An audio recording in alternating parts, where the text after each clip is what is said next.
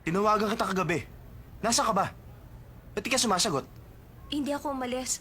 Natulog ako ng maaga. Bakit ka tumawag? Anong oras ka lalabas? 10:00. Susunduin kita.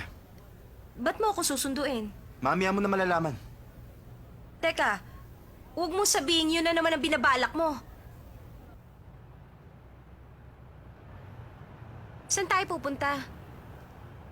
Sabi ko naman, hindi ako matatahimik hanggat may gustong sumira sa'yo. Pakiramdam ko, nakahiga ka sa silang puno ng bubog. Di ba dapat sa kama? Alam mo, pareho na rin yon. Saan galing yung mga litrato? At sinong kumuha nun?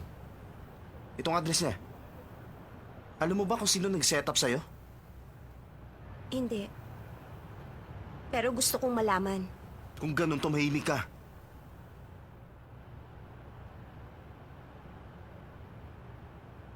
Ito na nga.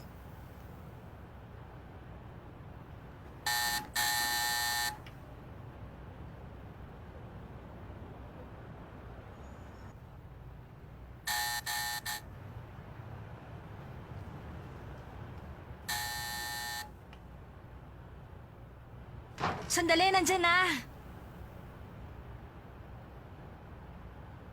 Anong kailangan niyo sa akin? Huwag ka na magkunwari. Ikaw ang kumuha nito, hindi ba?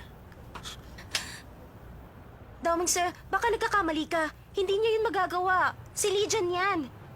Huwag mo siyang pagbintangan. Hindi ako pwede magkamali.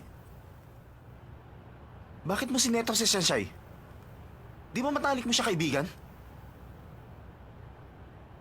Ikaw ba talaga?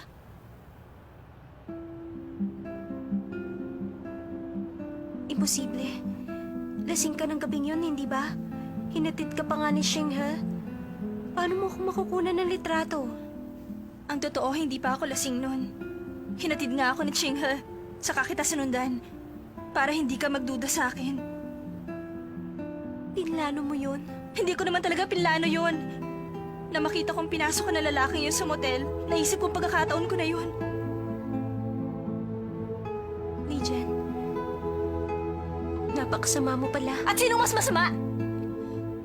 Pinasuot mo sa akin ang gown na binigay sa'yo ni Dao Mingzi para magalit siya sa akin. At akong insultuhin niya. Hindi ba mas masama ka sa akin? Kung hindi mo ko hinayaang mapahiya, magagawa ko bang i-set up ka? Pagkatapos ng ginawa mo sa kanya, siya pa ngayon ang gusto mong sisihin? Bakit mo yun nagawa? Hindi ba matalik kitang kaibigan? Oo, kaibigan kita. Kundi dahil sa lalaking yan, siguro magkaibigan pa rin tayo hanggang ngayon. Ang hindi ko lang maintindihan, pareho lang naman tayong mahirap. Nag-aaral ako ng mabuti. Meron akong scholarship at kasama ako sa honor roll natin. Pero walang pumapansin at galit siya sa akin. Pero ikaw na simple lang. Ikaw ang gusto nilang lahat. Hindi naman yata patas yun. Bakit anong nangyayari sa akin? Tumigil ka. Tapos na ang usapan. Hintayin mo ang red slip mo bukas. Salamat. Legion, hindi ko akalain na meron kang sama ng loob sa akin. Patawarin mo ko. Gusto rin kitang pasalamatan. Naging magkaibigan din tayo kahit papano.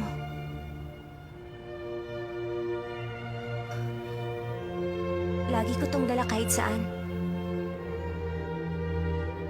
Pero ngayon, hindi ko na kailangan. Ibinabalik ko na.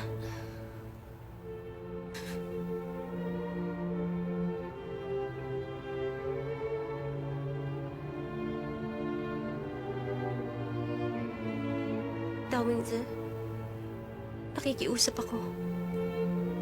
Kalimutan mo na ang tungkol sa red card.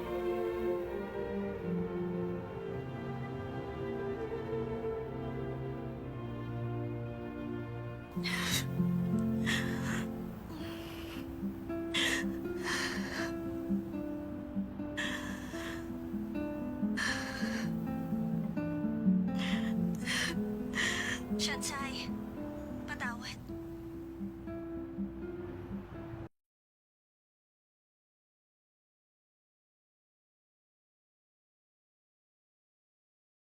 Siyensei, balita ko lumipat na daw na ibang eskwelahan si Li Chen.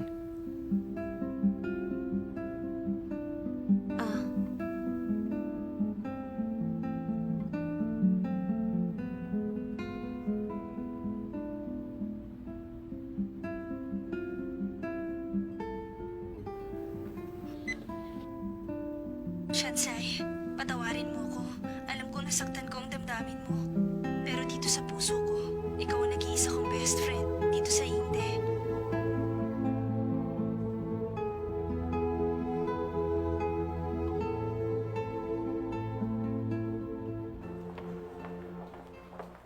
Bakit ba nakasimangot ka dyan? Para kang inutangan ng 1,000,000. Tumigil ka nga. Sino namang uutang sa amin? Kami ang maraming utang, hindi kami ang inuutangan. Nakikipagtalo ka na. Ibig sabihin, ayos ka na. Sumama ang loob mo dahil kay Lin Chen. Ang masasabi ko lang, wala siyang kwenta. Hindi ito dahil sinetap niya ako. Nalulungkot ako dahil nag-transfer siya. Hindi ko naman gustong umalis siya. Huwag mo na siyang isipin. Alam kong masama ang loob mo kaya dinala kita rito. Halika na.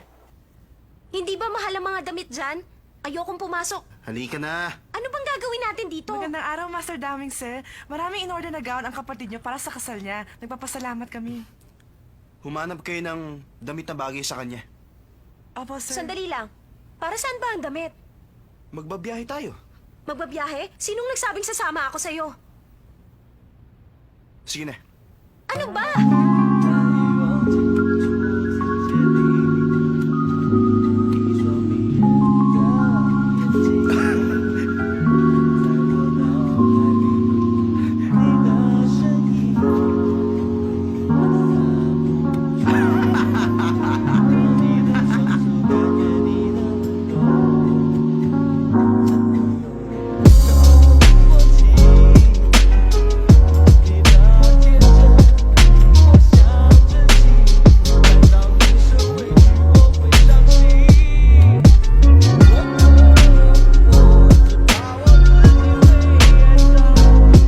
Ayos na yan. Bagay na bagay sa iyo. Bakit ka bang bagay sa akin? Pag sinabi kong bagay, bagay talaga sa'yo. Sabi nga nila, mga laglag ang itsura mo. Baka makalaglag pa ako. Ikaw talaga hindi ka nag-iisip. Pareho lang yung di ba? Halika na. Saan ba? Mabakasyon. Magbabakasyon? Saan ba? Sa Okinawa. Sa Okinawa? Usabi. Hindi pa ako nakapagpaalam kina Mama.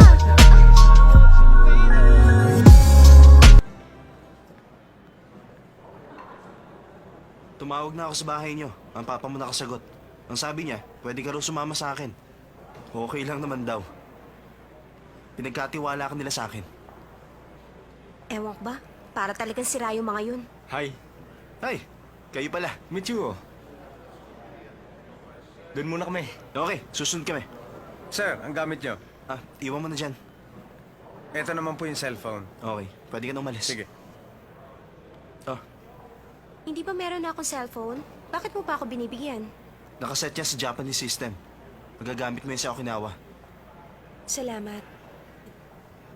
Ang bait naman niya. Oh, hi Lei! Sorry, late kami.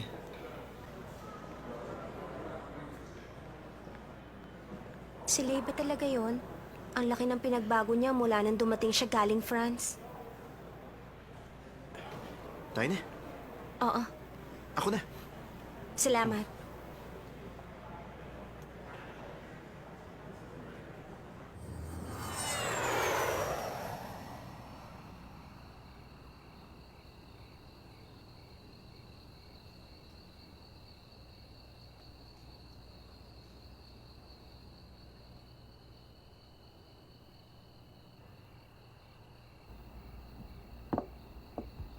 Ano daw sabi niya? Ang sabi niya, nakabook sa atin ang buong lugar. At pwede raw tayong pumili kung anong kwarto ang gusto natin. At kung may kailangan daw tayo, tawagin lang natin siya.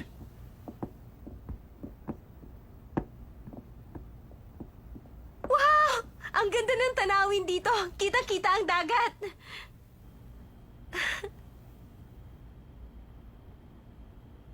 Halika na. Hmm? Etong susi. Salamat.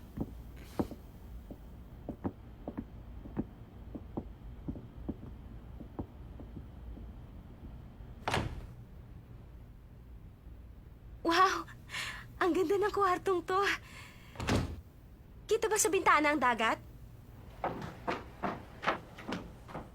Siyempre naman. Pinili ko talaga to para sa'yo. Bukas makikita mo ang dagat.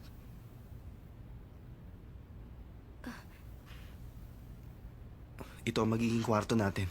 Ha? Daming gusto ko na kumain.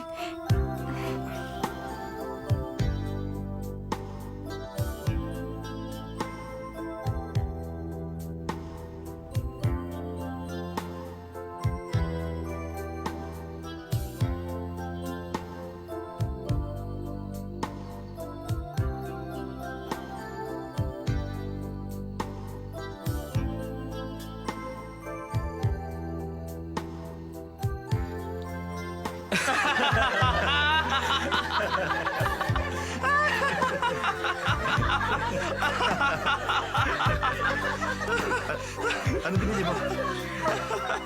Masusuka ka talaga! Bakit tumatawa na kayo? Hindi pa tapos!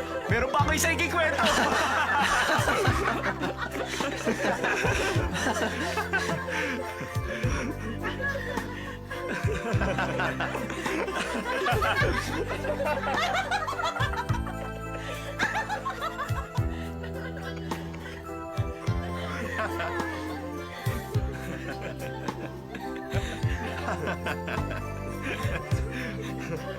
Ba't di ka kumakain? Kumain ka ba? Pag naaalala ko, natatawa talaga ako. Ako rin. Kasi, yung picture niya, pagkasa talaga yun.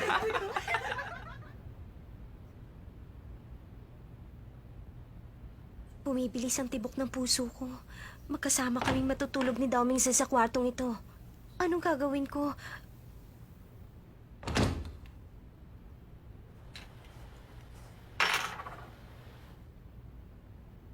Ano yun? Bakit? May sakit ka ba? Wala naman. Napagod lang ako. Buti pa siguro. Matulog ka na. Matulog? Ang totoo niyan, hindi pa naman ako pagod. Isa pa, hindi ako sanay matulog ng maaga. Gusto kong manood ng Japanese TV show. Bago mo ituloy yung sasabihin mo, gusto ko lang malaman mo na wala kang dapat ikatakot sa akin. Wala akong balak na masama. Hindi ako tulad ng iniisip mo. Daoming Hindi naman sa ayaw ko. Siyempre, lalaki rin naman ako. Pero, matulog na nga tayo. dito ka na sa kama, ako na sa sofa. Sa sofa? Kala mo ba papayag ako matulog sa sofa? Matulog ka na nga dyan.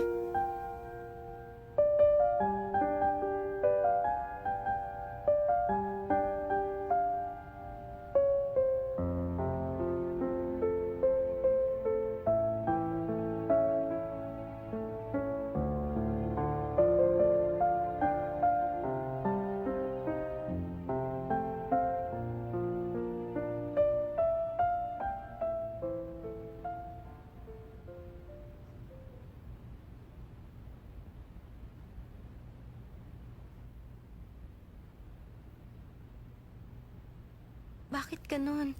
Hindi ako makatulog. Si Watchile yung laging laman ng isip ko.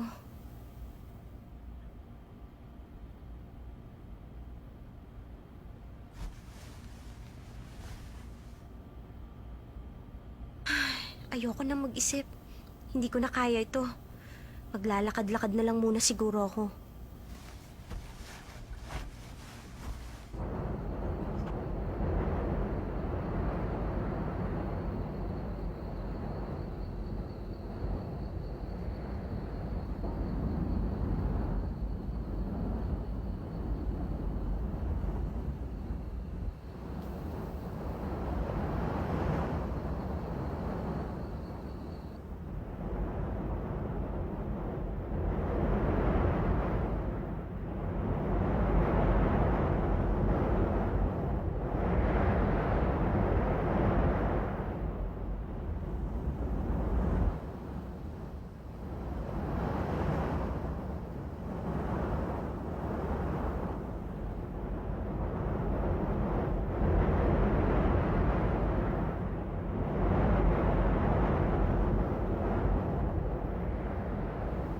Bakit ka nandito?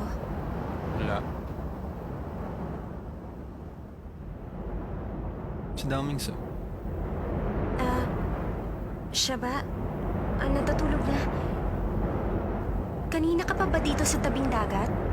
Oo.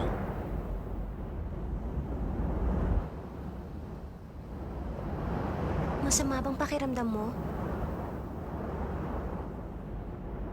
Magkakasakit kasi ginagawa mo. Ano bang problema? 10 minuto. Hindi. Kahit 5 minuto lang. Pwede mo ba akong yakapin? Masaya ako pag umaga. Pero ganito ako pag gabi. Teka, bakit hindi ka magpayakap dun sa kasama mong babae? Ayoko. Ayoko magpayakap sa hindi ko kilala. Pwede mo ba akong yakapin? Sige na.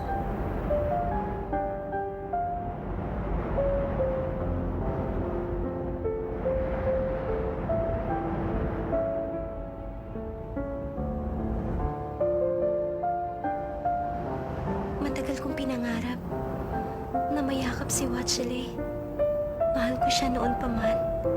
Kahit na napakalamig ng pakikitungo niya sa akin, siya pa rin ang laman ng isip ko. Isang ngiti lang niya sa akin, nalilimutan ko ang lahat ng sakit. At ngayong yakap ko na siya sa mga braso ko. Ang saya ko.